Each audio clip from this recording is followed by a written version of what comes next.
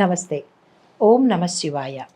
ఇప్పుడు కార్తీక మాసంలోని కార్తీక పురాణంలో 7వ అధ్యాయం గురించి తెలుసుకుందాము.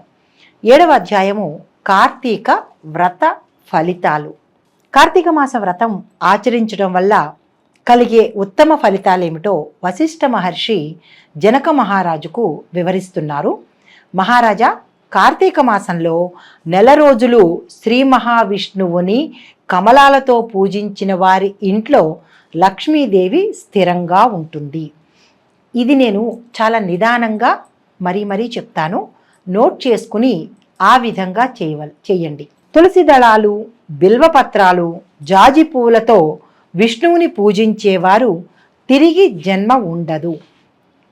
ఎవరైతే భక్తి శ్రద్ధలతో కార్తీక మాసమంతా పళ్ళు దానం చేస్తారో, ఏ పండైనా పర్వాలేదు, దానం చేస్తారో వారి పాపాలన్నీ సూర్యోదయం అవుతున్న సమయంలో చీకటి చెల్లాచెదరు ఎలాగైతే పోతుందో అలాగే పోతాయి.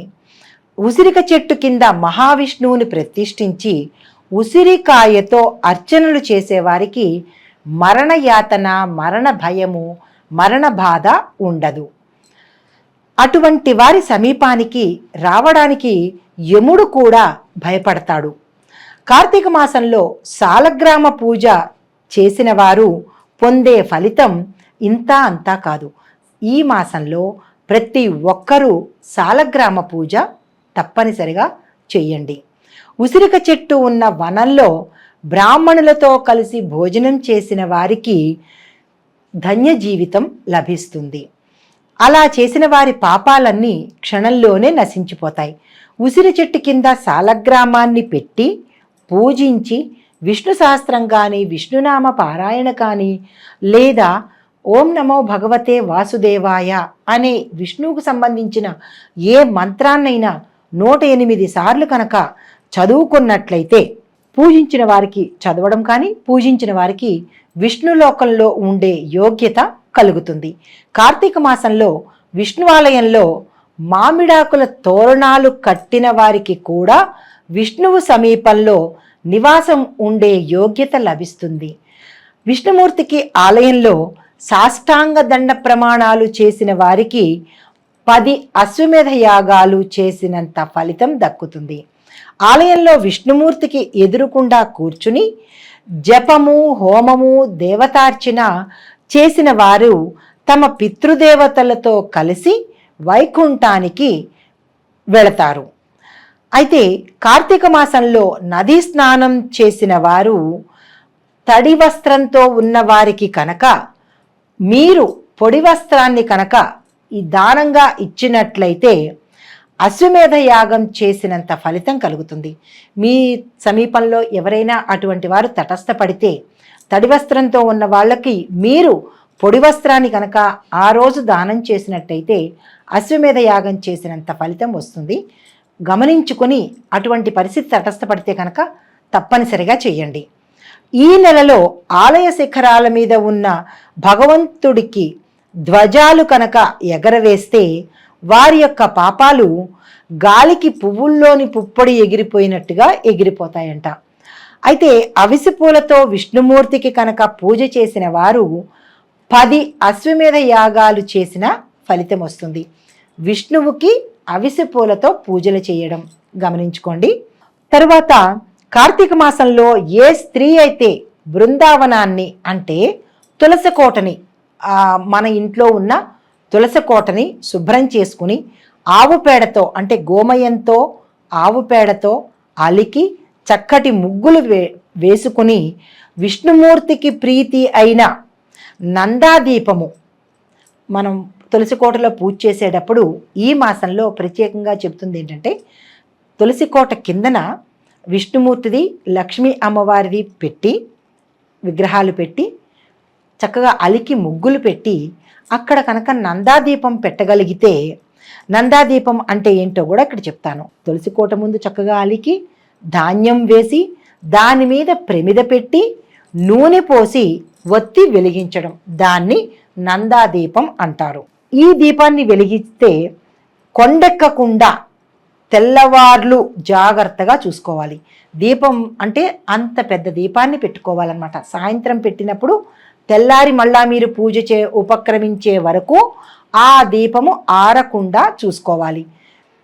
అయితే దీన్ని మన నందాదీపం చెప్తాము. ఈ నందాదీపం వెలిగించడం వల్ల కలిగే ఫలితం ఏంటిదంటే, దీన్ని వివరించడానికి 1000 తలలు ఉన్న ఆదిశేషుడికి కూడా తెలియదంట, అంతటి పుణ్యము. కార్తీక మాసంలో దీపాలు పెట్టడం సాధ్యం కాని వారు 2 పూటల ఆలయానికి వెళ్ళి సాష్టాంగ నమస్కారం చేసిన తత్సమానమైన పుణ్యం కలుగుతుంది. సాలగ్రామానికి గంధం అలంకరించి, ఎవరింట్లోనైనా సాలగ్రామాలు ఉంటే దాన్ని గంధాన్ని అలంకరించండి. లేనివారు సాలగ్రామాన్ని కొనుక్కొని గంధం అలంకరించి తులసి దళంతో సాలగ్రామానికి, తెల్ల జిల్లేడు పువ్వులతో శివలింగానికి లేదా శివుడికి అర్చన చేసినట్లయితే ఆయుష్ పెరుగుతుంది. విష్ణుమూర్తిని మల్లెపూలతో అర్చించిన వారికి అన్ని పాపాల నుంచి విముక్తి కలుగుతుంది. తులసి దళంతో తులసి గంధాన్ని సాలగ్రామానికి బొట్టుగా పెట్టి పూజ చేసినట్టయితే వైకుంఠంలో స్థిర నివాసం కలుగుతుంది. విష్ణుమూర్తి సన్నిధిలో నాట్యం చేసే వారికి పూర్వజన్మల పాపం నశించిపోతుంది. తరువాత భక్తితో కనుక అన్నదానం చేసిన వారి పాపాలు గాలికి ఎగిరిపోయి మంచు బిందువుల్లాగా మారిపోతాయి. కార్తీక స్నానం చెయ్యని వారు, పిసినారితనంతో దాన ధర్మాలు చెయ్యని వారు 100 జన్మలు కుక్కలుగా పుడతారట. ఆ తర్వాత నీచ జన్మ తీసుకుంటారు, అంటే నీచ కులంలో జన్మిస్తారన్నమాట. కార్తీక మాసంలో శ్రీహరిని కదంబ పుష్పాలతో పూజించిన వారు సూర్యమండలాన్ని దాటి స్వర్గానికి వెడతారు. పద్మాలతో పూజించిన వారు, అంటే కదంబ పుష్పాలతో పూజిస్తే సూర్యమండలాన్ని దాటి వెడతారు. పద్మాలతో పూజిస్తే శాశ్వతంగా సూర్యలోకంలోనే ఉండే యోగ్యత కలుగుతుంది. జనక మహారాజా, కార్తీక మాసంలో అవిసి పూలతో కనుక విష్ణువుని అలంకరించి ఆ పూలతో ఎవరైతే పూజ చేస్తారో వారు స్వర్గానికి అధిపతులవుతారు. దీనికి ఒక శ్లోకం ఉంది. కార్తీకే భానువాసరేతు స్నాన కర్మ సమాచరేత్, మాస స్నానేన యత్ పుణ్యం తత్పుణ్యం లభతే నృపః, ఆద్యంతిమే తిథౌ మధ్యమే చ దినే యః స్నానమాచరేత్ మాస స్నాన ఫలం తేన లభ్యతే నాత్ర సంశయః. అంటే కార్తీక మాసంలో భానువారం అంటే ఆదివారము లేదా పౌర్ణమి నాడు కానీ, పౌర్ణమి రోజున కానీ లేదా అమావాస్య రోజు కానీ సంకల్పోక్తేన స్నానం చేస్తే మొత్తం నెలంతా స్నానం చేసిన పుణ్యం లభిస్తుంది. అది కూడా చెయ్యడానికి సాధ్యం కాని వాళ్ళు కార్తీక పురాణం చదివిన తత్సమానమైన పుణ్యం కలుగుతుంది. కార్తీక మాసం, ఈ మాసంలో ఇతరుల కోసం, అంటే ఎవరైతే పూజ చేస్తుంటారో వారి పూజకు సహకరించినా కూడా తత్సమానమైన ఫలితాన్ని పొందుతారు. స్వయంగా సంకల్పం చెప్పుకొని విష్ణువును పూజించినట్లయితే శాశ్వతంగా వైకుంఠంలో నివాసం ఉండే యోగ్యత కలుగుతుంది. కార్తీక మాసంలో నిత్యం శైవ విష్ణు దేవాలయాల్లో విష్ణుపారాయణ కానీ శివపారాయణ కానీ చేస్తే స్వర్గంలో శాశ్వతమైన స్థానం కలుగుతుంది. ఇహపరంలో కూడా ఎటువంటి కష్టనష్టాలున్నా తొలగిపోయి పాపాలు, ఇంతవరకు చేసిన పాపాలు తొలగిపోతాయి.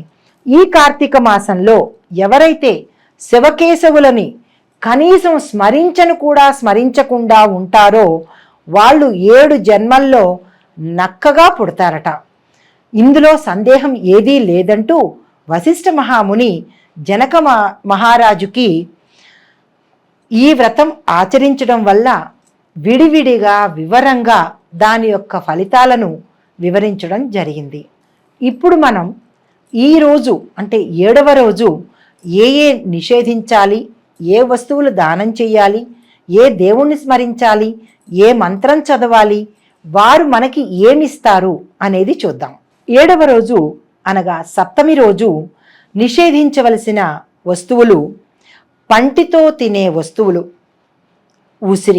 ఉసిరి అనేది ఈ మాసమంతా పనికిరాదు అని గుర్తుపెట్టుకోవాల్సిందిగా సూచన.